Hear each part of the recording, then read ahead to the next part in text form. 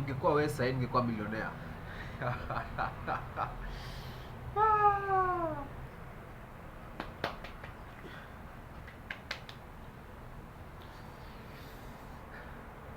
Going off the script. You're going off the script, bro. You're going off the script.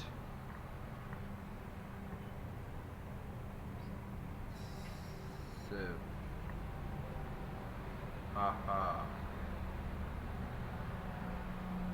start a new one. My name is Brian and welcome to the channel.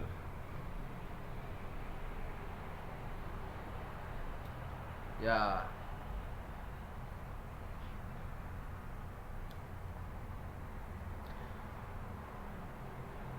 I can flex some muscle. Have a little muscle I can flex. So I'm recording this video using a phone. I don't have a camera, and even the status of the phone is not that good. That's why the video quality might be bad. But I'm not here to talk about the we are not here to talk about the apparatus I'm using to record this video. We are here to talk about money. Pesa. Pesa si mzuri. 1 or so hours ago, my girlfriend was singing at man made money, God made man, man made money, money made man mad. And it reminded me of a song we used to sing while we were kids. And what she didn't know is I had planned this video 2 days ago to talk about money. So I think there's the way the universe just makes things sync with each other. Videos na flow in the way that huwezi elewa. So a while back, somehow 3 months ago, my friend calls me. He's a very close friend of mine, but time na nini na distance imefanya kidogo tujaonana for a while. So now he was calling me to check up on me. Kiniambia venye already asha settle down, kuna bibi, ashazaji, bibi hadi ashaza mtoto. And I was like, bro, rada unakimbiza je maisha na kuna pesa? Kwani uliomoka? Then he tells me, kwani hujaomoka? I thought umeomoka. The last time I left uko na so many big goals, life inasonga, you are very happy. So I start laughing, and then he tells me that if you were me, saizi angekuwa millionaire. Niko like, bro, rada, kwa nini umeona unasema unakuwa millionaire kwa rahisi? Kwani pesa imekuwa rahisi kujengwa huku nje na mimi sijui? But again, so as I was thinking of this video, namtext jana, namtext juzi kumuuliza, bro, unakumbuka ukiniambia ungekuwa millionaire kama ungekuwa mimi? Then anasema akicheka, yeah. Namuuliza ni nini ungefanya different? Yeah, nini ungefanya different kama ungekuwa mimi? Anacheka and he never responds. So I'm here to talk about money, pesa, and how as I make this video, I'm broke as have you allowed to say fuck on YouTube? I'm broke. Literally broke to the core. Sina hata shilingi moja saizi ukiangalia hivi. Saizi nikiangalia kwa simu, nikutolee simu nikuonyeshe pesa balance and shangaa. Wallet saizi niko na wallet hata ni much yeah, niko na wallet. There's nothing on my wallet right now. Nothing. Totally nothing on this wallet. Even on Minnesota, and I'm not kidding. I don't have a job. I don't have even a coin on me. But I'm here, smiling.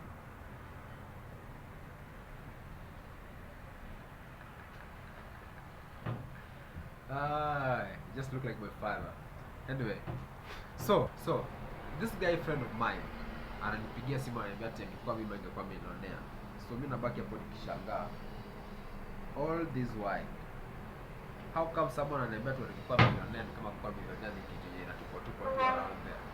For you to be a millionaire, you have to sell a product. Really sell a product. Kairo anauza gari kila siku huko hivyo. Moja sana zunguka akifanya vitu zake, lakini anauza gari kila siku. Lakini sasa sisi tuna transact. I am an electrical and electronics engineer. I graduated 2 years ago. 2 years ago. That's when I left school. Nimekuwa kwa field for only 1 year.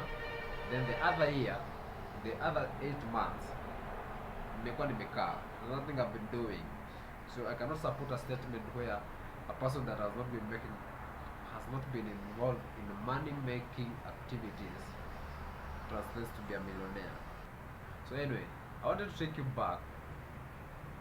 In this video I want to take you back to what got me here. In this state I'm in, mbona niko hapa na natupa lawama kwa YouTube. I'm not here to complain, you're here to underline the dynamics that make up a person who has money and a person who doesn't have money. In this sense, it is me here, while the ambition is to look up to become a millionaire. So, last year, before mwaka ianze, tumerudi job. Then I met a guy friend of mine. He's another good friend of mine. We were actually business partners in this venture we had started. While we talk about the activities of the previous years and the goals we have for this year, tunaanza kuangalia ni pesa ngapi tumeunda last year, ni pesa ngapi tunadaiana, na ni pesa ngapi tunaweza invest kugrow biashara yetu tuko nayo currently hapo January. Then he tells me that challenges tuko nayo ni wase hawapay pesa.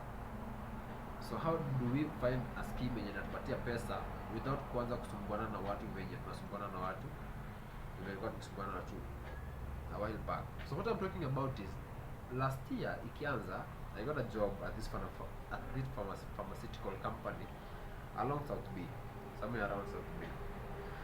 So our scope was as service and maintenance technicians. Sisi tuko kazi kurekebisha vitu, repair, to help the production process of the drugs and the other beverages that were being produced from the company.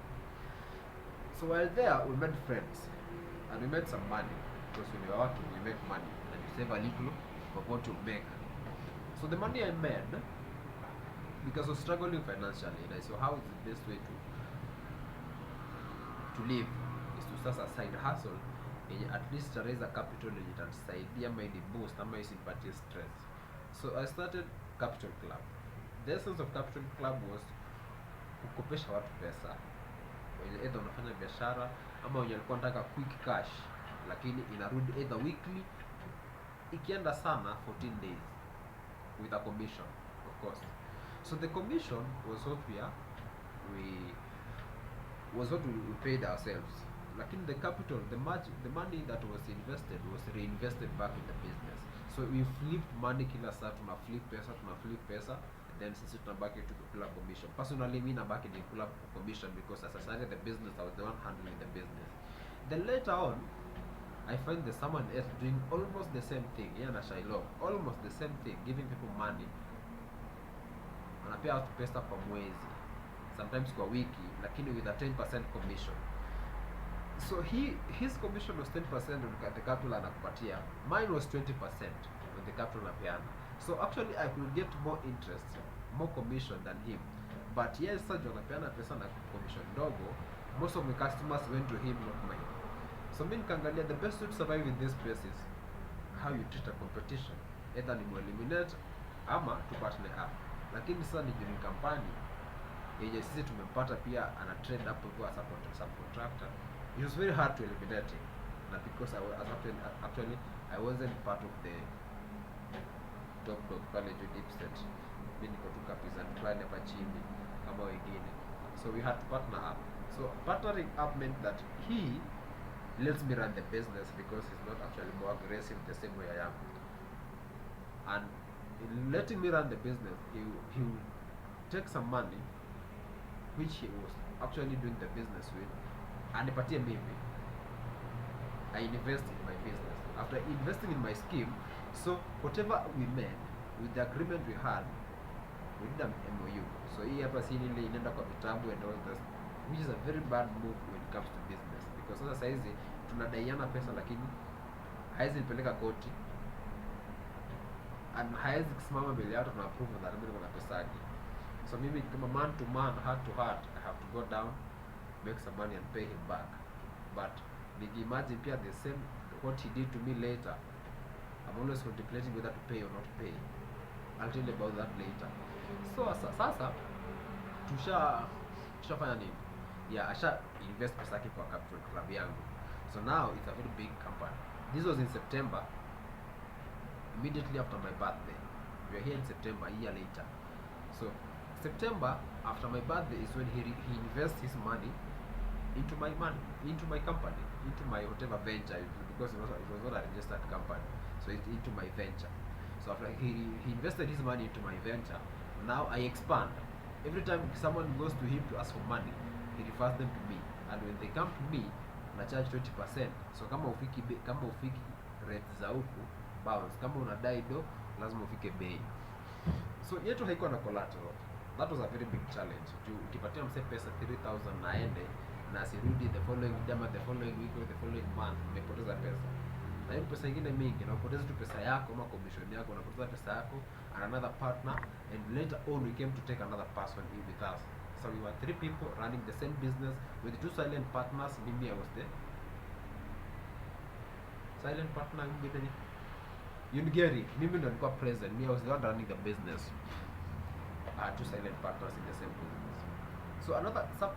So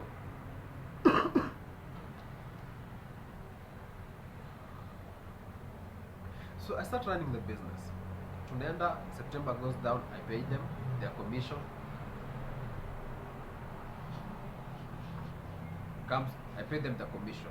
It comes October, run the business, I pay them their commission. Comes November, run the business, pay them their commission.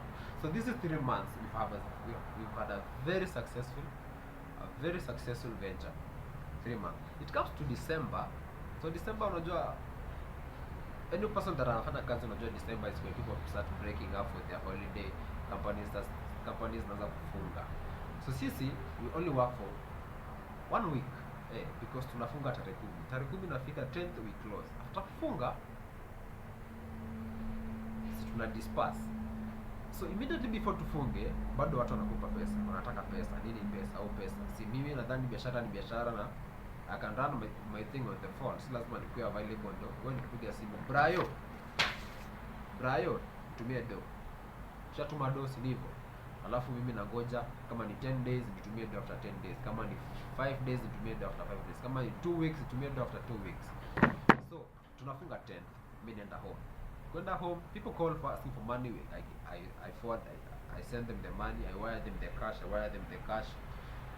Some pay as agreed, some postpone. Sasa watu wana postpone, mimi siko around them, mimi niko mbali. Alafu pia kidogo sherehe ya modi ya sherehe ishaingia. Alafu pia tulikuwa they have been paid, have some money with me. I had saved some money, so mimi sita pressure. Alafu kila saa unapigia mse simu mwenye alikuwa anaitisha pesa, wameingia mitini. Other sending ngoja tulipo atakupea. So I ended up losing some money in the scheme. Actually I didn't lose some money. Ilifika mahali nadai watu. Tumeingia December, Christmas inakaribia. Nadai watu pesa, lakini sasa juu hatukutani na wapigia simu hawashiki. It's very hard for them to pay back. So mimi natulia, nasema kampeni inaanza. And I know where I'll find these guys. Sina pressure. Because hii pesa tulipata na tutairudisha tu na tutapata. So tunaenda after the holiday tunarudi. Tukirudi, I need to pay my rent. I need to pay my partners back their commission. And I need to budget for the month. Bills gonna be paid, man. So tunarudi. Tuna collect pesa. Kila time unauliza sasa serikali kukupisha pesa. Nataka do. Na nini nataka do? Guys starts with the excuse that unajua ni January imeanza, bro, hatulipa rent, pesa tulipatiwa tushakula, holiday, tukaa hizo. So there are many excuses that are coming up not to pay me in advance. But because there are people I can see every day that are around my face, in a way I'm pissed because biashara hizi run. Lakini sasa mimi nikicalculate numbers the same way Ted says numbers don't lie. So nikicalculate numbers, kama tuseme ilikuwa nimekucharge 20% for 1 week, sasa hizi ni 1 month, alafu tunaenda another 2 weeks ama 3 weeks mbele. So mimi nakupigia hiyo commission yote na kucharge kwa ile pesa nilikupatia, na hii pesa inafaa imepanda imefika hii level. So are you willing to pay this much nikikuachia ifike hiyo time tunataka kulipa? People are like, bro, unajua tumefanya biashara na wewe for a long time na hii ni kitu kidogo. Sasa isipe pressure, mimi nitalipa. Na juu nawaona kila siku, mimi niko hapo, sawa, utalipa, sina pressure. I cut them a slack. So my friends, my partners, I go to them and I convince them that unajua sasa hizi ni kubaya. Wanaume wanasema hawana pesa. Si tuwape nafasi wapeane hii pesa hii time ikifika. Then my guy tells me that mimi hata naona pesa yangu nikitoa kwa biashara juu mimi I've come across something else yenye naona inanipatia pesa na hainisumbui na inipigi akili venye hasa mtu akitupiga akili na kupiga Kiswahili nipige Kiswahili. So I'm like bro, ni wapi penye unaona tu pesa rahisi bila kusumbuana na watu? That's when he tells me about green farm. So if you don't know about green farm, here are the screenshots of what happened. I hope I find them. But just a small snippet of what green farm was. Ilikuwa Ponzi scheme. So unge-invest kununua mayai ama kuku in a virtual space, which you don't know if those things existed or didn't exist. So unabuy mayai ama kuku ama a poultry product. So the poultry product you invest in generates money virtually every day. Ini Ponzi scheme kwanza. So mimi venye ananiexplainia, mimi niko like bro, hizi shit nimezisikia lakini siziamini. Then he tells me bro, mimi nimeka pesa for 2 weeks sahi na naweza withdraw. Ebu withdraw sahi tuone. The guy withdraws money and I'm like umetoa do. So ukiinvest 1000 shillings inakupatia 30 bob a day. So 30 bob a day, the least amount unaweza withdraw ni 300 shillings kwa account yako. So 30 bob a day, that means unakuwa kuna siku ngapi una withdraw 30 bob. So 30 divided by 300 divided by 30, that's 10 days. So in 10 days utakuwa na withdraw 300. So after 30 days utakuwa withdraw 900, lakini bado you have 1000 iko pale pending. So another for this 1000 was to run for 3 months. After 3 months you either buy another token ama inajitoa. So in 3 months uko na 3000, more like 1000 was to generate 3000 for 3 months. So there was a product for 1000, there was a product for 3000, there was a product for 7500, there was a product for 10000, there was a product for 21000, and there's another product for 45000. So more like product ikipanda, package inapanda, package ikipanda, product inapanda. And the more the package you have, the way a Ponzi scheme works, the more the package, the more the commission. So we are just trying to invest much to upate commission ya juu. So niko like, so the guy had invested in a little some little more money. Juu yeye kama daily stake yake alikuwa anatoa 2500 kwa siku. So kama anaweza withdraw 2500 kwa siku, that means alikuwa ameinvest pesa nyingine ya maana sana. So as I looked at my friend, niko like kidogo niko skeptical, kidogo niko like unatoa 2500 bro. Alafu tu una flash tu mbele yangu hivi. So because I was crazy about money, because I had trusted money, nimeshika niko like na pesa ni tamu malai. Na hii pesa lazima pia mimi patane naye. Mimi ni nani? Nishapiga simu zangu mbili, nishatumwa 2k, nishabuy packet mbili za 1000. So I'm making 60 bob a day. That means instead of 10 days ndio nitoe 300, I'll take 5 days kutoa 300. Na nikitoa 300 kwa after 5 days, that means niko covered na bills. Kidogo naweza move around mbio, lakini pesa yangu inazaa huko hivyo nikingoja end month pesa ikuje. Na pesa inakuja end month ni pesa nyingine mingi, si tu mshahara, ni pesa nadai wanaume wanilipe, nitoe commission yangu, nilipe investors, na mimi bado nibaki nikiboy. Nishaanza kuona venye future inakaa. The future looks bright. Ukiangalia mbele tu naona tu ni hela zinaingia. I'm printing money. Mimi ndio ule msee kidogo hivi, ukinipatia 2 years in this set field, mimi nimemoka. Naanza kubol nikibuli wase huko nje. Arrogance ingepanda, skyrocket to the day. So the February comes. Even before February comes, I have so many friends I can call to ask for money to invest biashara. So I call my brother-in-law. Namchapia juu ya scheme nini. He tells me he has been in such a scheme akapoteza around 60,000. And niko like bro, 60 yote nilipoteza kwa scheme kai. But because mimi nimeona receipts huko, niko like hiyo yako mimi sijui, because I don't trust you. Maybe I question his intellectual or whatever. Mimi sikuamini. Hii ninakwambia ni legit. Mimi nimecheki.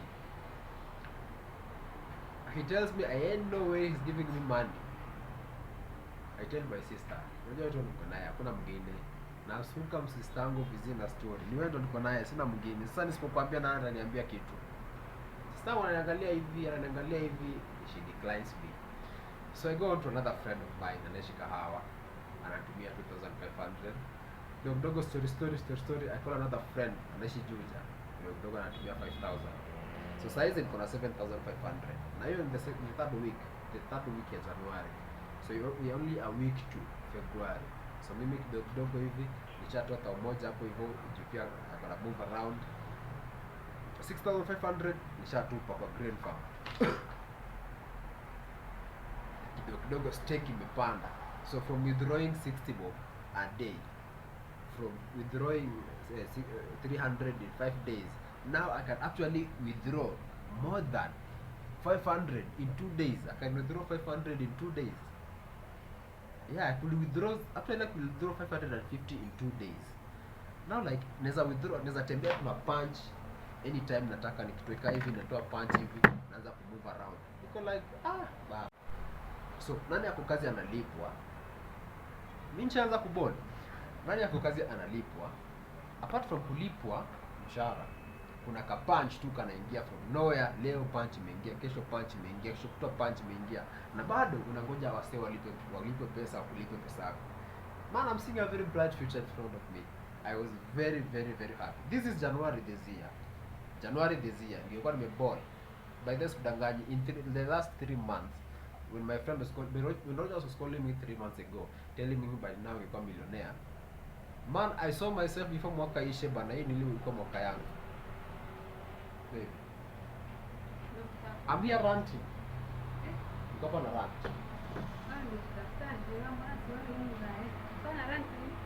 Naambia si story. Naambia watu story. So where are we? So actually, I saw a very bright future in front of me, and I was very expectant. Come on, can I kuzaa? So yeah, so I was saying I could withdraw 6,000.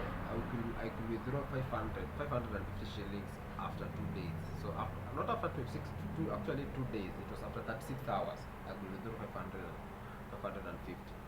So after investing the money, nimetulia, niko like biashara inasonga, the pesa inaingia, mimi nafurahi. So I was calculating that end of month mshahara nalipwa, I'll pay back my investors and pay back the guys that have lent me money. Alafu pesa napata kwa watu tukua tushakopisha pesa earlier, because hiyo ni pesa una collect. Sasa pesa una collect haikuji in lump sum, una collect pale ule anakupa kesho, ule mwingine anakupata next week. So after I collect this money pamoja na niweke pamoja, then I start calculating commission yangu ni pesa ngapi, hii pesa inabaki. I'm going all in, baby. I'm going all in. Hasa kwanza ku approach was said the last week ya January to see if I'm going to collect my money. Kwanza kuchukua pesa tunalipwa pesa. So I was like, instead of kuchukua mshahara nilipe investors na madeni, wacha mimi nichukue mshahara yote nimwage hii side. Kisha mwaga hii side, hiyo pesa collect huko, na pesa itakuwa inatoka kila siku kidogo, itafanya nini? Hiyo ndio italipa madeni na ifanye na ishughulika na hizo shughuli zingine. So the same week tunakuja mshahara, my sister is paid, and after she's paid she calls me, anaanza kuflex, uchuko kwaje? Ndio Januari inakuwa mwezi mbaya ya kumaliza wanaume.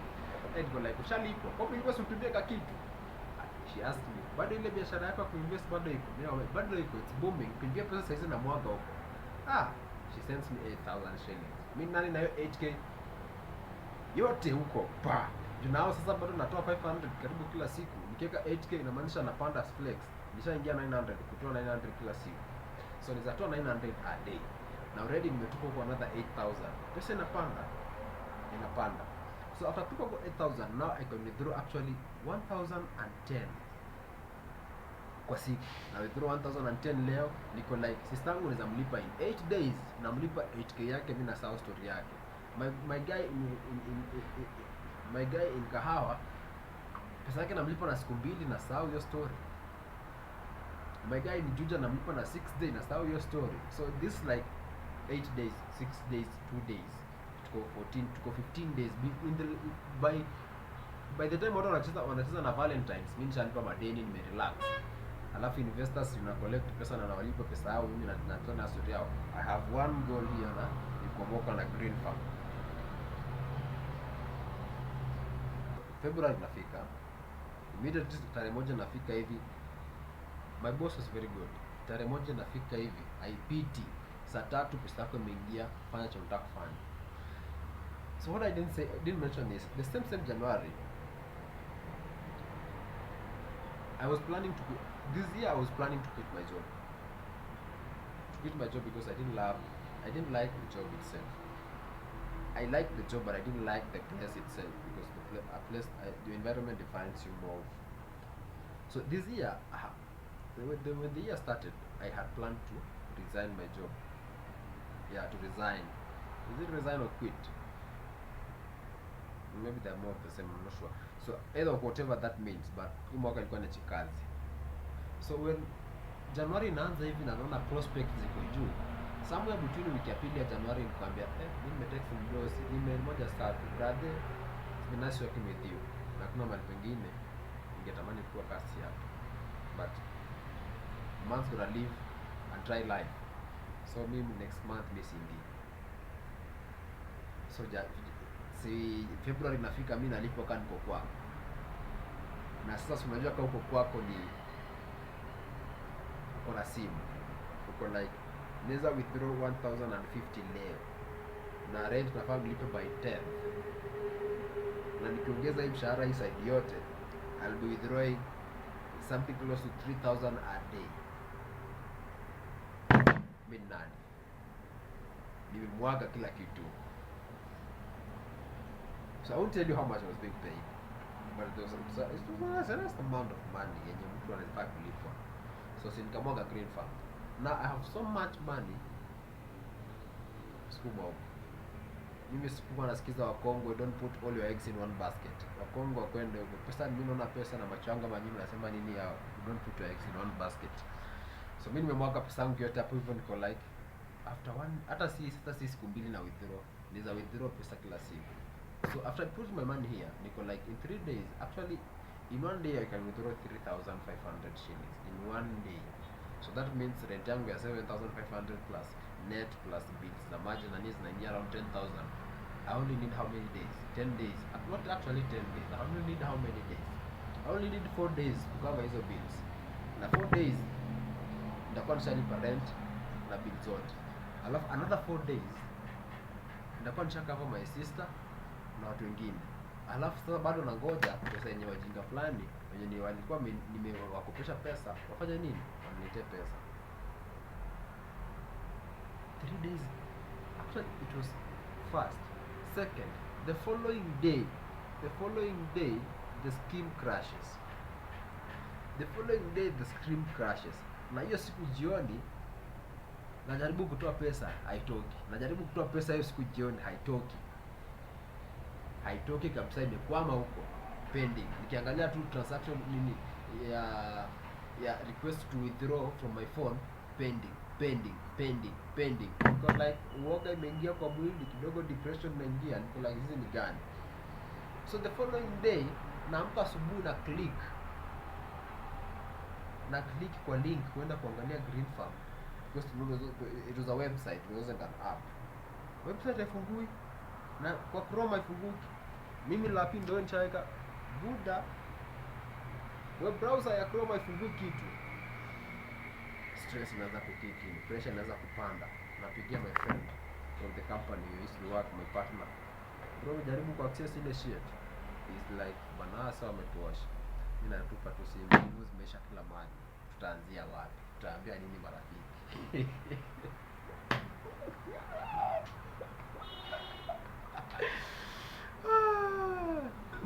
Niko like sistangu ataanza kuniambia, my brother in law sasa say, brother sikuambia, kula kiburi, unapenda kuongea vibaya. My friend Rogers, he knew about the scheme. I actually I told him to invest in, na akasema yeye hana pesa. Actually he was skeptical about the scheme because he had gone under the same thing. Lugha ya town ni hii. Maybe kila msana na usho lazima kuja. For a long time I've prided myself for being not just careful but the most intelligent person around my circle. This is why I've never lost my phone since I came to Nairobi. I've been here for a while, so I've never lost my phone. I've never lost anything on anyone. Sijawahi sanya mse. So I've lived a very honest life to that point. So I was like, nani tu akona balls ya kuniconvince napoteza pesa. So I lost my money because I trusted my friend. I'm less intelligent for trusting another person, so it's my fault not to blame anyone else. But he was a catalyst to me investing. So kidogo I blame him for the kidogo I blame him for what he put me into. But we're not here to discuss that.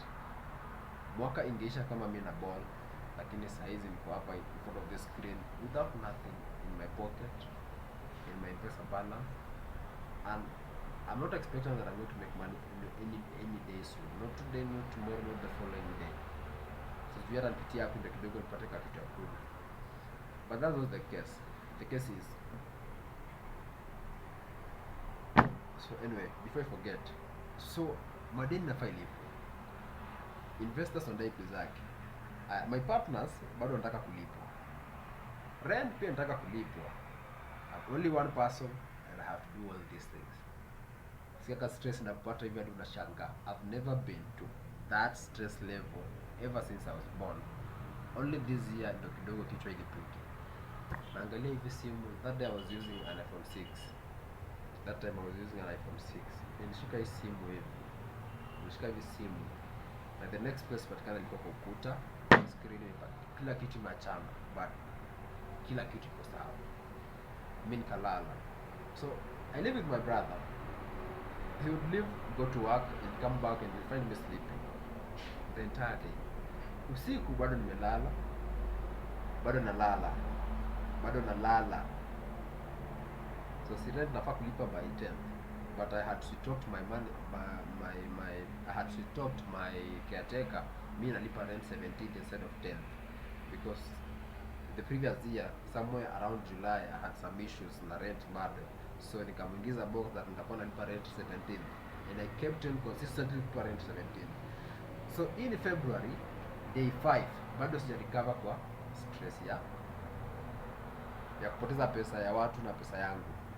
Actually ya kupoteza pesa yangu na niko na bills. And then in the same stress nasahau kupigia watu wenye kwa simu watalipa pesa yangu aje. Kuwapigia simu kwa kukumbusha that nafaa walipe pesa. I wonder if the only thing with money is if you don't remind a person to pay you, they're not going to pay you. Until you remind them and give them a reason to pay you back, the only way they're going to pay you. Watu walipi madeni huko nje. Hata mimi bado niko na nyingine yenye sijalipa sasa na silipi until nikumbushwe na nilikuwa kakitu maybe nalipa, lakini bado kasiko kakitu bro.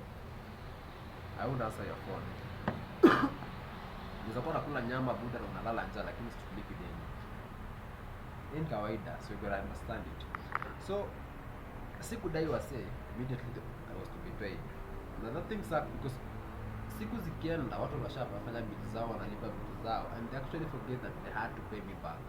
So bado now I've lost money because I haven't been paid from people that were to pay me. I've lost money kwa scheme yenye Ponzi scheme. Now I have to figure out how I'll pay my rent, which is a priority. How I'll buy a shopping, which is a priority. Alafu sasa ndo nifikirie kulipa madeni ya watu. Either they're dying, I don't give a fuck. Samahani. I don't care. So nafaa figure out nitalipa rent, nitafanya shopping, alafu maybe nitalipa investors, alafu maybe naanza kulipa sana nikopesha pesa ya kuinvest kwa hiki kimeenda.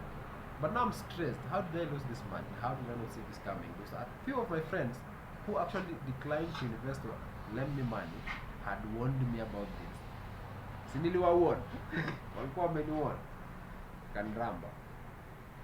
So anyway, I picked up my pieces the following week when it started, around 8th. Yeah, nikatafuta kazi, 8th nikakosa, 9th nikakosa, then 10th niko kwa baiskeli nikizunguka somewhere hapo hivyo Tasia. Then I come across Savo. Savo is a very nice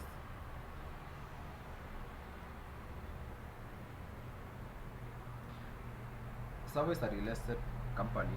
Inaunda manyumba in very posh places. Inaunda pet houses na studio, more like a rental, not just rental apartments, but you can buy from them apartments and go build. So I got a job ya stima hapo, tukafuta waya, tukaunda a bit of installation, but those guys wananiambia tuchuka jumbe ifanya hii kazi tunakulipa 800 a day. So mimi niko like 800 itafanya nini? Dibada hata 800 nikifanya 1 week haitalipa rent yangu. na mimi rent iko due hii wiki. Saturday I was to pay rent na ilikuwa 17th. So I tell my guys that pesa yako ni ndogo na mimi najua kazi. Pia nikimatch my numbers na scope yangu ya kazi with the people that you say unawalipa kama fundi na wao na competent what they are doing, we are still almost the same. So mimi I'm demanding my cut. So kidogo the guy thought I was arrogant na mimi pia kumbeleza watu ni ngumu. So we parted ways the same week. Bado niko na stress na kulipa bills na bado mwingine anataka nikoe beach hapa hivi nitulie, anikalia kinipiga za kwangu za nyumba. No way, I left. So leaving meant that niko na 800 times 5. Yeah, 800 times 5. Na nafaa niongeze nilipe rent. Sina ado ya kukula. Bado masimu ni kila siku from my partners wenye walipoteza pesa in the same green farm. Wao wanataka kulipwa. Mimi nilipoteza pesa. Sijui nani atanilipa, but wao wanataka kulipwa. So all in all, nikapoteza pesa from trusting a very close friend of mine who now I still owe some money and I'm not convinced why I should pay him back. But now that's not the case.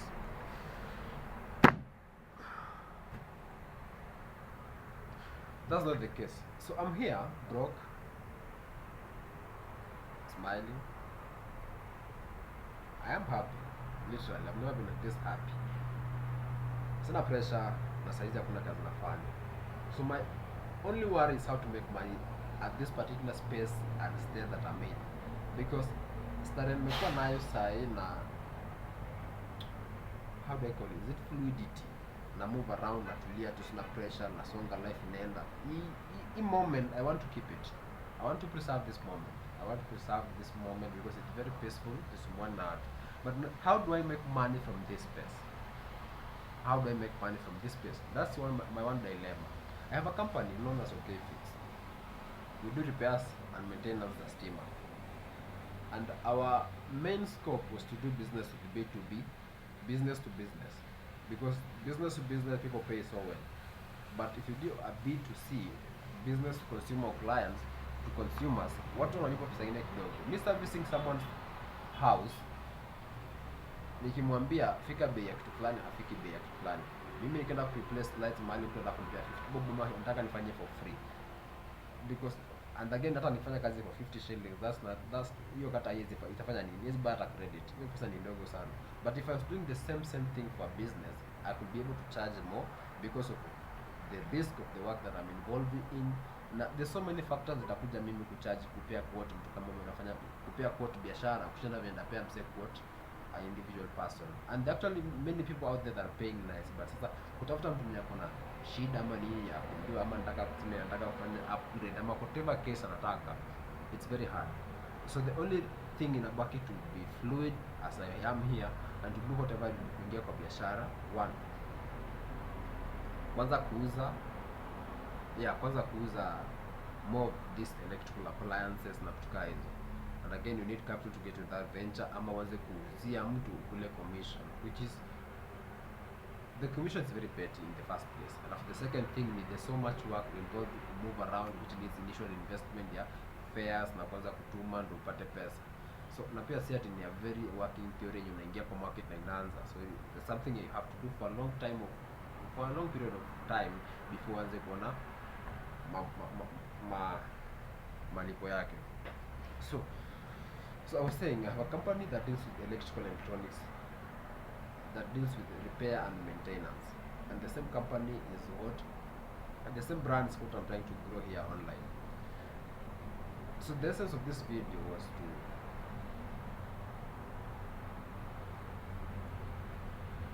delve into how my year has been, why I'm broke, and why my friend, when he told me that yeye kama angekuwa mimi angekuwa millionaire, I get it. I saw that coming this year too much. You can remember, here I am ranting. I don't know who's watching. Anyway, if you're watching and you made it this far, I appreciate you. Hapo chini kuna hiyo kitu fulani hivi ya subscribe na kuna hiyo ingine hapo kando ni ya like. Wanasema it does something for the channel. I don't know what it does. So wewe fanya alafu tutaona inafanya nini. Go there, subscribe, like this video, and I'll see you around.